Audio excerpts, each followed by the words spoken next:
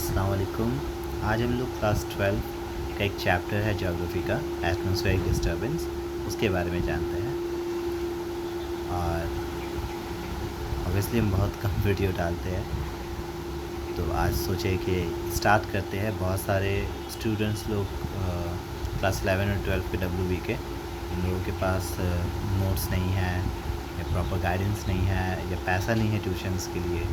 तो I hope so कि ये वीडियो आपको ज़रा भी हेल्प करेगा। तो स्टार्ट करते हैं। तो जैसा कि हम लोग, हमारा चैप्टर है एटमॉस्फेरिक डिस्टर्बेंस, तो उसका इंट्रोडक्शन अगर हम जान लें, यानी कि एटमॉस्फेरिक डिस्टर्बेंस होता क्या है, तो ये बहुत हेल्पफुल होगा हमारे लिए। तो सबसे पहले ये है कि एटमॉस्फेयर में किसी भी तरीके का डिस्टर्बेंस जो सिग्निफिकेंट हो। एक्चुअली में एटमॉस्फेयर में बहुत सारे चेंजेस रोज़ आते हैं, पर ऐसा चेंजेस जिसकी वजह से कोई अलग सा वेरिएबल हम लोगों को देखने मिलता है, जैसे कि वेदर पैटर्न्स में या हमारे क्लाइमेट्स में या एयर के सर्कुलेशन में, तो वैसा चेंजेस एटमॉस्फेरिक डिस्टर्बेंस कहलाता है। क्योंकि नॉर्मल जो एटमॉस्फेयर है उसमें अगर चेंजेस ला दिया जाए जिससे इंसान को और हमारे नेचुरल हैबिटेट चीज़ों को नुकसान पहुँचे, तो वो डिस्टर्बेंस है। तो इसमें लिखा हुआ है आपका, it encompasses various phenomena and event that can affect weather pattern। तो इसमें क्या बोला है कि इसमें बहुत सारा फेनोमेना हो सकता है, जैसे कि लाइक वेदर पैटर्न में चेंजिंग आना, एयर के सर्कुलेशन में चेंजिंग आना, एटमॉस्फेयर के कंडीशन में चेंजिंग आना। और ये डिस्टर्बेंस जो होता है, this disturbance can occur at different scales ranging from local to regional and even global level. तो ये जो चेंजिंग आता है ये काफ़ी बड़ा स्केल में आता है, यानी कि ये चेंजिंग ऐसा नहीं छोटा मोटा एक दिन का 2 दिन का, ऐसा नहीं है। ये काफ़ी बड़ा स्केल्स में आते हैं। और साथ साथ ये स्टार्ट एक छोटे से लोकल जगह से लेकर के एक बड़े से जगह से लेकर के एक पूरा अर्थ में फैल सकता है। दैट मीन्स कि अगर आप कोलकाता में रहते हैं, कोलकाता के एक पर्टिकुलर जगह में रहते हैं, जस्ट एग्जाम्पल फॉर, आप कोलकाता की पर्टिकुलर जगह रिपन स्टेट में रहते हैं, तो वो हो गया लोकल। रीजनल की बात करेंगे तो आप पूरा कोलकाता ले लो। और अगर हम ग्लोबल लेवल की बात करेंगे तो पूरा अर्थ का एक पर्टिकुलर पार्ट ले लो, जहाँ पर इंडिया, बांग्लादेश, ये सब इन्वॉल्व होता है। तो ये एटमॉस्फेरिक डिस्टर्बेंस से लोकल से लेकर के ग्लोबल लेवल तक चेंजेस आ सकता है। जैसे कि रिसेंटली अभी मोचा आया था, तो उसके वजह से क्या हुआ, इंडिया का कुछ स्टेट्स, बांग्लादेश का कुछ स्टेट्स जो है अफेक्ट हुआ इसकी वजह से। तो ये है एटमॉस्फेरिक का डिस्टर्बेंस का एक एग्जाम्पल जो लोकल से ग्लोबल लेवल में जा सकता है। They can have significant impact on climate, weather systems and all over the environmental condition. इसके वजह से हमारे क्लाइमेट में, वेदर सिस्टम में एक अच्छा खासा असर पड़ सकता है। तो ये था बेसिक एक इंट्रोडक्शन, एटमॉस्फेरिक डिस्टर्बेंस होता क्या है। तो हम लोग यहाँ पर उस डिस्टर्बेंस में से पहला डिस्टर्बेंस देखेंगे, दैट इज़ द साइक्लोन। ठीक है, तो साइक्लोन जो होता है आप सभी जानते हैं कि साइक्लोन क्या है, तो इसको थोड़ा सा डिटेल में देखते हैं। तो फर्स्ट ऑफ ऑल, साइक्लोन जो है हमारे अर्थ के लैटिट्यूड एंड लॉन्गिट्यूड रीजन में जनरेट होने की वजह से 2 भाग में बांटा गया है। जस्ट लाइक ऐसे साइक्लोन जो ट्रॉपिकल जोन में पैदा होते हैं और ऐसे साइक्लोन जो टेम्परेट जोन में पैदा होते हैं। तो आप लोगों को एक बार थोड़ा क्लियर कर दूँ। तो अगर आप ये देख रहे हैं, ट्रॉपिकल जोन इक्वेटर के नॉर्थ और साउथ में 30 डिग्री तक जो रीजन पाया जाता है वो ट्रॉपिकल जोन कहलाता है। और यहाँ पर अगर कोई साइक्लोन पैदा होता है तो वो ट्रॉपिकल साइक्लोन कहलाते हैं। अगेन, इक्वेटर के नॉर्थ और साउथ के 30 डिग्री लैटिट्यूड तक जो रीजन है वो ट्रॉपिकल रीजन कहलाता है। और यहाँ पर अगर कोई भी साइक्लोन पैदा होंगे तो वो ट्रॉपिकल साइक्लोन कहलाएंगे। टेम्परेट इसके ऊपर, यानी कि 30 से लेके 60 डिग्री लैटिट्यूड तक, 30 से 60 degree latitude north and south में अगर कोई साइक्लोन पैदा होते तो वो टेम्परेट जोन में पैदा होने वाले साइक्लोन। तो ये 2 भाग में साइक्लोन बढ़ गया है क्योंकि उनका जो प्लेस ऑफ ऑरिजिन है वो अलग अलग है। अब आते हैं हम लोग, ये जो साइक्लोन वर्ड है ये सैक्लॉस या फिर कुकलॉस जो ग्रीक भाषा है, ग्रीक वर्ड है, उसमें से लिया गया है। ये वर्ड सबसे पहले हेनरी पेडिंग टर्म जो 48 में इन्होंने यूज़ किया था। यहाँ पर हम लोग ये देखेंगे कि जो साइक्लोन, जो भवंडर होता है पानी में, ठीक है, हवा का भवंडर, तो पानी में उठने वाले हवा के भवंडर किस तरीक़ा से सर्कुलेट करते हैं, घूमते हैं। Obviously they are rotating. तो अगर हम बात करेंगे नॉर्दर्न हेमिस्फीयर में, तो नॉर्दर्न हेमिस्फीयर में ये एंटी क्लॉकवाइज घूमते हैं, यानी कि घड़ी के सिंथ के जस्ट उल्टे। सॉदर्न हेमिस्फीयर में ये क्लॉकवाइज घूमते हैं। जिस तरीक़ा से घड़ी घूमता है, जिस डायरेक्शन में घड़ी घूमता है, सेम डायरेक्शन में ये भी घूमते हैं। तो ये था डायरेक्शन हमारे साइक्लोन का अलग अलग हेमिस्फीयर में। अब आपको अगर हेमिस्फीयर समझ नहीं आ रहा है तो एक बार फिर से इस मैप को देखिए। तो इसमें इक्वेटर आपको नज़र आ रहा है 0 डिग्री में। तो इक्वेटर के ऊपर के साइड में ये जो पार्ट है धरती का, इसको हम लोग नॉर्दर्न हेमिस्फीयर बोलते हैं। और इक्वेटर के नीचे वाला जो पार्ट है, ये वाला हिस्सा सॉदर्न हेमिस्फीयर कहलाता है। अगर कोई भी साइक्लोन सॉदर्न हेमिस्फीयर में क्रिएट होता है तो उसका जो घूमने का डायरेक्शन है वो क्लॉकवाइज होगा, और अगर कोई नॉर्दर्न हेमिस्फीयर में होता है तो उस साइक्लोन के घूमने का जो डायरेक्शन होगा वो एंटी क्लॉकवाइज होगा, यानी कि बिल्कुल उल्टे घड़ी के सिंथ के। यहाँ पर हम लोग कुछ फीचर्स डिस्कस कर लेते हैं कि साइक्लोन का क्या फीचर्स होता है। तो फर्स्ट है साइक्लोन का जो फीचर है, number 1, low pressure in centre. Cyclone का जो सेंटर होता है, जिसको हम लोग आई ऑफ साइक्लोन भी कहते हैं, वहाँ पर प्रेशर बिल्कुल लो होता है एयर का। साइक्लोन का शेप ये सर्कुलर भी हो सकता है, वी शेप का भी हो सकता है, अलग अलग साइज़ होता है, डिफरेंट साइज़ होता है इसका, यानी कि कुछ काफ़ी ज़्यादा विशाल होते हैं बड़े, कुछ बहुत ज़्यादा छोटे होते हैं।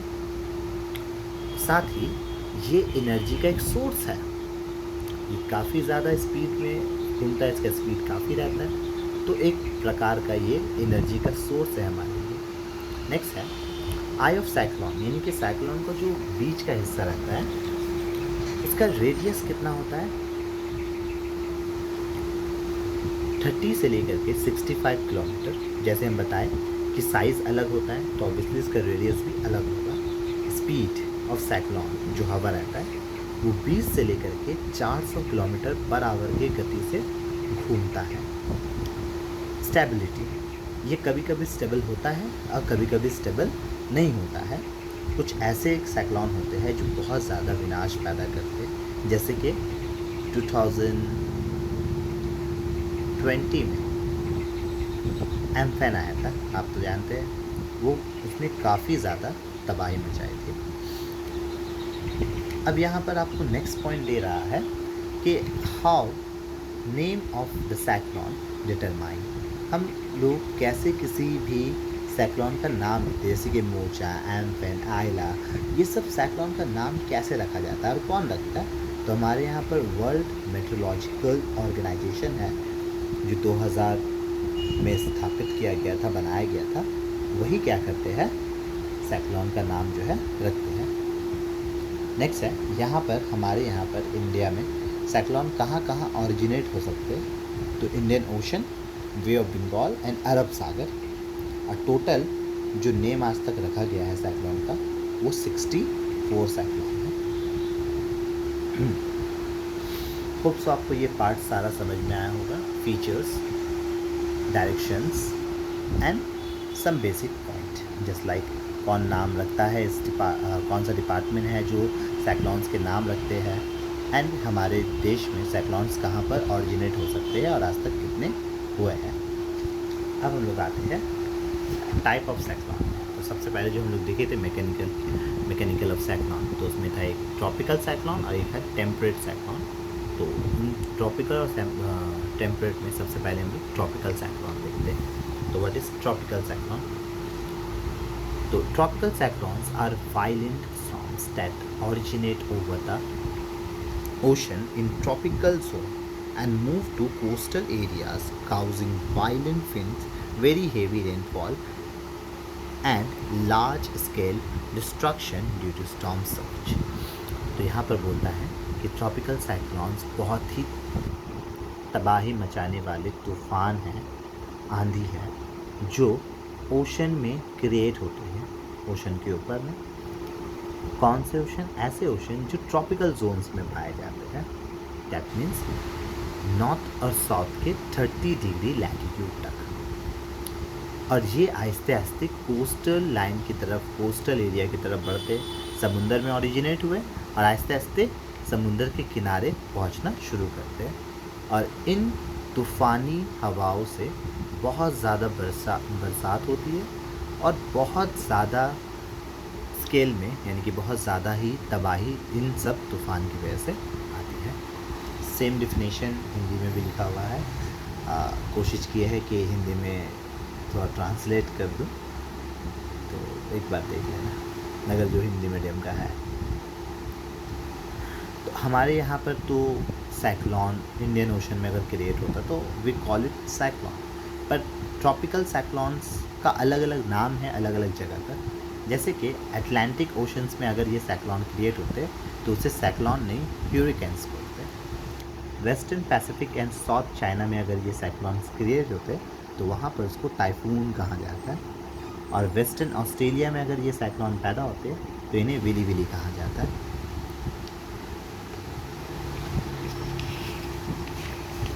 एग्ज़ाम्स में आप लोगों को क्वेश्चंस आता है कि विली विली या फिर सम लाइक टाइफून, ये किस कंट्री में साइक्लोन्स के नाम दिए गए हैं। तो इस प्रकार का भी क्वेश्चन आपको आता है एग्ज़ाम्स में, इसलिए शॉर्ट करके हमने लिख दिया है। अब यहाँ पर आप देखिए, favourable condition for the origin of tropical cyclone, यानी कि ट्रॉपिकल साइक्लोन को पैदा होने में, यानी कि बनने पर कैसा कंडीशन की ज़रूरत पड़ती है, यानी कि किस कंडीशन पर ट्रॉपिकल साइक्लोन क्रिएट हो सकता है। तो number 1, large sea surface with temperature higher than 26 to 27 degree Celsius, यानी कि अगर एक बड़ा सा सी सरफेस है, यानी कि समुंदर का जो एरिया है वो काफ़ी बड़ा है और वहाँ पर टेम्परेचर 26 से 27 डिग्री सेल्सियस है, तो साइक्लोन्स ओरिजिनेट हो सकते हैं। Presence of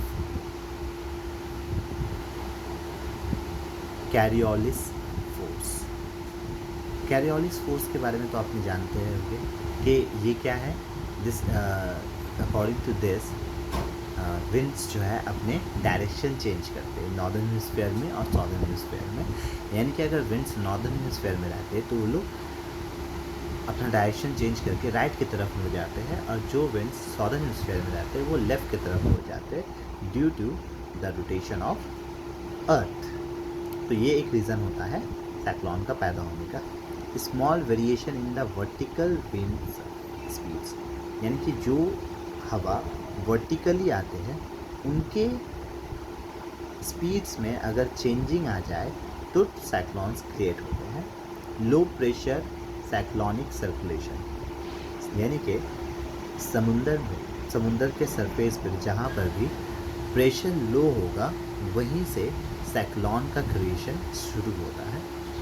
upper divergence above sea level system, यानी कि सी लेवल का सिस्टम में जो डाइवर्जन आते हैं उसमें चेंजिंग होने की वजह से भी क्या होते हैं, साइक्लोन्स का क्रिएशन होता है। तो ये था कुछ कॉजेस जो एग्जाम्स में पूछ सकता है आपसे। Favourable condition for the origin of tropical cyclone, तो एक बार इसको पॉइंट्स को देख लेना and you can write it by your own word. कोई ज़रूरी नहीं है कि आप ये नोट्स में जिस तरीक़े से लिखा है आप वैसे लिखो, बस आपको अंग्रेज़ी थोड़ी बहुत आनी चाहिए और आप अपना नोट्स भी बना सकते हैं, आंसर उससे लिख सकते हैं, बस पॉइंट्स करेक्ट होना चाहिए। नेक्स्ट है स्ट्रक्चर ऑफ साइक्लोन। ये जो साइक्लोन बनता है उस देखने में कैसा रहता है, उसमें क्या क्या चीज़ होते हैं। सबसे पहले साइक्लोन में एक आई ऑफ साइक्लोन होता है जो साइक्लोन का मिडिल वाला पोर्शन होता है। नेक्स्ट है डायमीटर ऑफ सर्कुलेटिंग सिस्टम, यानी कि आई, वो 150 किलोमीटर से 200 किलोमीटर तक जा सकता है। नेक्स्ट है subsidence of warm air in I with काम सिचुएशन, यानी कि जो आई रहता है, आई ऑफ द साइक्लोन, वहाँ पर गर्म हवा रहना बहुत ज़रूरी है। आई वॉल्स रहते हैं। Speed of winds can be 250 kilometre per hour. ये हवा का स्पीड है जो साइक्लोन में पाया जाता है। Storms and rainfall. Cyclone diameter varies from 600 kilometre to 1200 kilometre. जो specially Bay of Bengal Indian Ocean में जो साइक्लोन पैदा होते हैं, ये जो पॉइंट है ये हम लोग बाद में डिस्कस करेंगे, इसलिए मैंने नहीं बताया है। And landfall move towards land with the speed 300 to 500 kilometre per day. यानी कि ये जो साइक्लॉन्स क्रिएट होते हैं ये आहिस्ते आहिस्ते लैंड की तरफ बढ़ते हैं और उनका स्पीड 300 से 500 किलोमीटर पर डे के हिसाब से रहता है। साइक्लॉन, लास्ट पॉइंट, साइक्लॉन जो है वो एंटी क्लॉकवाइज नॉर्दर्न हेमिस्फीयर में घूमता है और क्लॉकवाइज साउदर्न हेमिस्फीयर में घूमता है।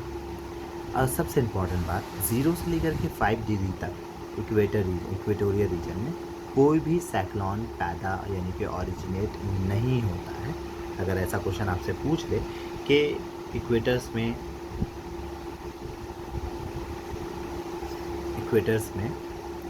कोई भी साइक्लॉन जो है क्रिएट होता है कि नहीं होता है, तो आंसर होगा नो। या फिर इक्वेटर्स में साइक्लॉन क्रिएट होते हैं, true and false, that is the false. नहीं होता है कोई भी साइक्लॉन जो इक्वेटर में क्रिएट। तो होप सो ये पार्ट आपको समझ में आएगा। मिलते हैं सेकंड पार्ट में, जहाँ पर हम लोग टेम्परेट जोन के साइक्लॉन के बारे में पढ़ेंगे। Thank you very much. अल्लाह हाफ़िज़।